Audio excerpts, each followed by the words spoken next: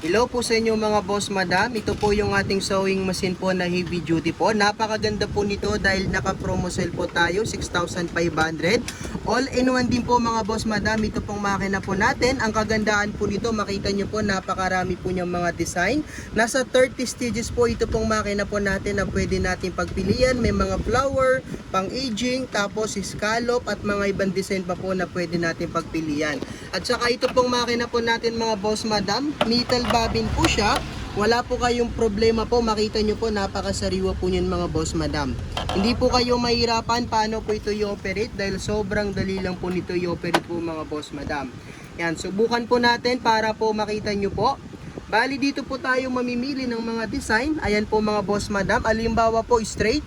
Ito po number 00, ang gagawin po natin, lalagay lang po natin to sa number 00 po mga boss madam. Sa pag-operate po, napakadali lang po. Ito naman po yung tinatawag po natin na distance. Ayan, pinakamadalang 4.5 tapos start lang po natin. Ito naman po yung speed. Pag kayo po ay baguhan, pwede nyo pong bagalan. Pag kayo po ay biyasa, pwede nyo po siyang bilisan. Ayan po yung ating tahi po mga boss madam para po sa straight. Makita nyo po napakaganda po. Pag kailangan naman po natin ng zigzagger, ayan number 3. Bali ang gagawin po natin, tatype lang po natin dito number 3. Once na may lagay po natin dyan, start po natin dito mga boss madam. Automatic lalabas na po yung ating zigzagger po ng number 3. Napaka basic lang po gamitin. Ito pong ating sewing machine po na Jaguar. Kahit po sa mga beginner po mga boss madam, pwede po sa inyo ito pong ating makina po. Pag halimbawa naman po, kailangan po natin ng ibang design, tulad po nito, scallop, number 16. Bali, ang gagawin po natin, lalagay po natin dito 1, tapos number 6. Para po number 16 po yun mga boss madam. Pagkatapos, start na lang po natin, automatic lalabas na po yung design po natin para po sa pang-scallop. Makita nyo po, napakaganda po niyan mga boss madam. Kaya wala po kayong problema po dito po sa makina po natin. Kahit kayo po ay baguhan, pwede po mga boss madam. Makita nyo po siya medyo mabagal. Pag gusto nyo po ng mas mabilis, pwede pa po natin siyang mas bilisan dahil meron po siyang adjustment ng controller. Ayan po yung ating scallop. Makita nyo po napakaganda po. Pag okay na po, stop na lang po natin dito po mga boss madam. Once na ma-stop po natin, ayan po yung tahi po natin para po sa pang-scallop. Pag halimbawa naman po, gusto naman po natin ng flower number 25. Bali, ang gagawin po natin, lalagay po natin dito number 25. Ayan. Once na may lagay po natin dito po mga boss madam, ito pong ating sewing machine, digital sewing machine po ito. Kaya napakadali lang po siya i-operate. Ayan po yung ating design po para po sa flower. Makita nyo po, napakaganda po niyan. Bali, ang gagawin lang po natin mga boss madam, alalay lang po tayo sa tela para hindi po siya tatabingi. Ayan po yung ating design para po sa flower. Kung sa design po mga boss madam, marami po siyang mga design na pagpipilian po natin. Pag halimbawa po, okay na po sa atin, stop na lang po natin, pipindutin po natin. Ayan po yung ating flower, napakaganda po, sobrang linis po ng tahi. Tapos, ito naman pong number 24 po ang gusto po natin dito. Ilalagay po natin dito number 24. Ganun lang po siya gamitin. Itatype lang po natin yung magustuhan po natin. Pagkatapos, start na lang po natin, automatic lalabas na po yun. Ayan po yung ating design para po sa number 24 mga boss madam. Makita nyo po, napakaganda po niyan. Napakadali lang po i-operate po ito pong ating sewing machine po. Kaya wala po kayong magiging problema po nito dahil ito po yung all-in-one po natin na makina. Heavy duty po at saka metal babel. Ayan po mga boss madam, makita nyo po, napakaganda po. Pag kailangan naman po natin ng mga ibang design po mga boss madam, ayan po yung mga design po natin. Tulad po nito pang aging. Halimbawa po may gusto po tayong agingan. Pwede po natin itong gamitin number 8. Bali lalagay po natin dito number 08. Ayan. Once na may lagay po natin dito, number 08, automatic lalabas na po yung pang-aging po natin. Ginagamit po yung aging para po sa mga gilid ng mga damit, mga pantalon. Makita nyo po mga boss madam, napakaganda po niyan. Makita nyo po, matibay po yung pang-aging po dahil yan po yung pang-overlock. May lock na po yan sa ilalim po mga boss madam, kaya hindi po yan basta-basta po matatastas dahil matibay po yung pagkakagawa po niya ng pang-aging po mga boss madam. Yan, pag halimbawa po okay na po sa atin, pindutin lang po natin dito. Ayan po yung aging po natin. Makita nyo po, napakaganda po. Ito po yung ibabaw, ito po yung likod. Pantay na pantay po. Talagang matibay po siya dahil may lock po siya sa ilalim. Ayan, napakaganda po ito pong ating sewing machine. Ang kagandahan po nito, meron din po itong pang button holer. Ito po yung dalawang klase po yung button hole nito. Number 28 malapad. Tapos number 29 po is maiksi po siya. Ito po yung automatic button hole po natin. Sa nangangailangan po ng pang button hole po dyan, pwede po sa inyo ito. Tatanggalin po natin to. I-push po natin to. Pag pinush natin yan, matatanggal po yung universal. Tapos ito naman pong butones. Tapos ito po yung button hole na attachment. Dito kayo maglalagay ng sukat.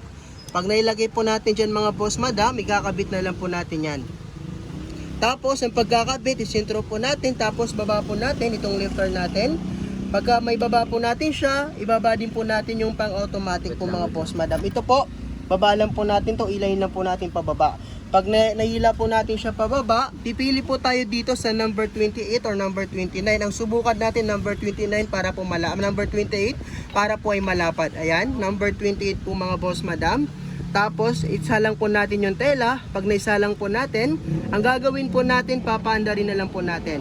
Automatic button hole na po yun mga boss madam. Kusa na po siyang titigil pagtapos na po yung ginagawa po niyang button holer. Kaya hindi po kayo mahirapan paano po i-operate at saka paano po gamitin ito pong ating sewing machine po na Jaguar Heavy Duty. Naka-promo sale po tayo mga boss madam, kaya pwede po kayong mag-avail po sa amin dito po sa mga makina natin. Cash on delivery po tayo mga boss madam nationwide. Ayan po yung ating button holer, napakaganda po. Ito po napakaganda nito dahil may cutter po ito ng sinulid. Para po sa thread may cutter po siya. Ayan.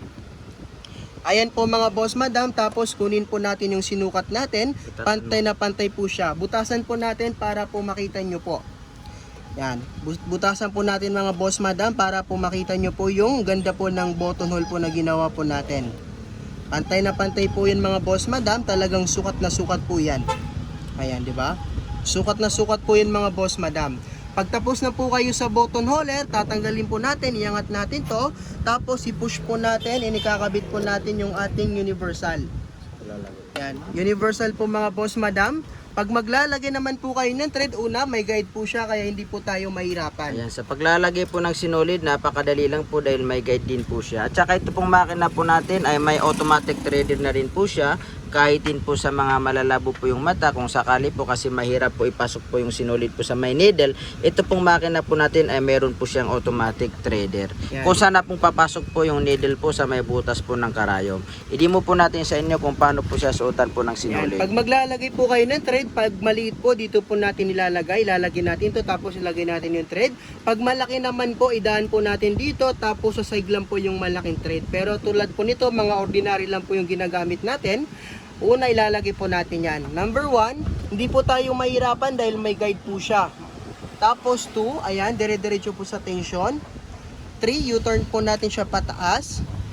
Ay number 4, dito po ang pagsabit po nito papunta po sa left turn po mga boss madam. Tapos dire-diretso na po siya sa may needle bar. Dito po natin iuling isabit.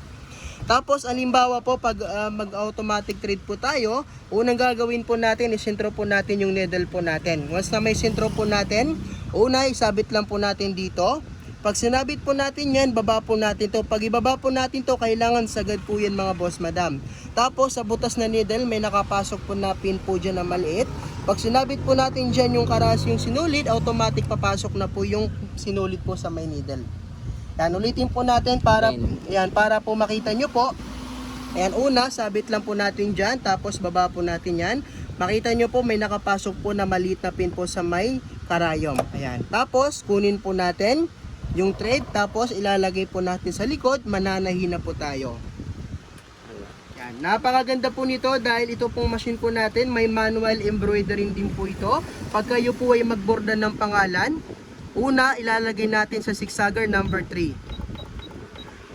Yung lapad naman po, nakadepende po. Pinuan po natin siya. Pinakapino po dito po 0.5. Tapos yung lapad, pwede po natin ilagay po sa 3.5 po para po maliit po yung lapad. Yan, 3, yan. At tapos, start na lang po natin. Makita nyo po mga boss madam, napakaganda po ito pong ating sewing machine po na Jaguar Heavy Duty. Makita nyo po yung performance, napakaganda po niyan. Hindi po kayo mahirapan paano po ito gamitin dahil sobrang dali lang po nito gamitin. Ayan po yung manual embroidery po natin mga boss madam. Kung makita nyo po, napakaganda po. Kahit anong gusto nyo po, basta po kayo maglalagay lang po kayo ng guide para po yun po yung susundan nyo. Pwede po ito sa mga flower or kahit ano, mga karakter. Pwede po yun mga boss madam, basta po maglalagay lang po kayo ng guide.